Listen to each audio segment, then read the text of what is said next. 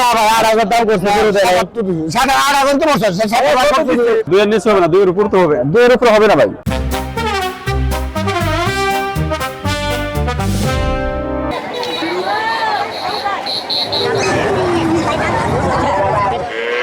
কোরবানির ঈদকে সামনে রেখে জমতে শুরু করেছে শেরপুরের পশুর হাট। ক্রেতা বিক্রেতার ভিড়, হাকডাক আর দামাদামিতে মুখর পুরো হাট এলাকা। কেউ এসেছেন এক হাট থেকে গরু কিনে অন্য হাটে বিক্রি করতে, আবার কেউ খুঁজছেন কোরবানির জন্য সাধ্যের মধ্যে ভালো গরু। কেউ কেউ চোখে পড়ার মতো বড় গরু কিনতে ঘুরছেন এক হাট থেকে আরেক হাটে।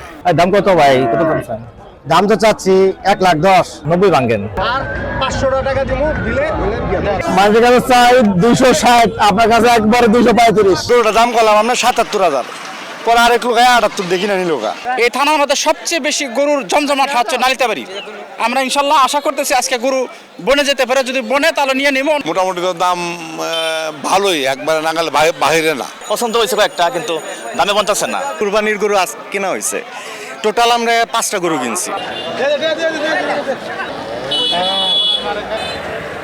শহরতলির হাটগুলোতে এবার ছোট আকারের গরু 70,000 আর বড় আকারের গরু সর্বোচ্চ 3 লাখ টাকায় বিক্রি হচ্ছে। পাশাপাশি দেশীয়ভাবে লালন পালন করা পশুর চাহিদাও রয়েছে বেশ।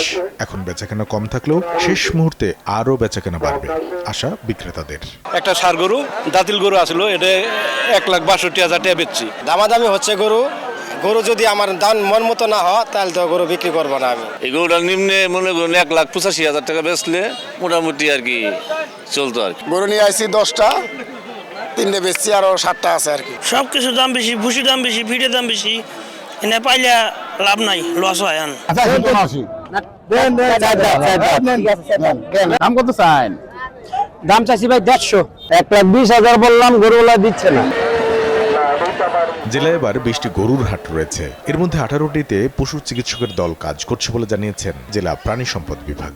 ঈদের বাজারের জন্য জাল নোট ধরার জন্য 2-3টা ক্যাম্প থাকে।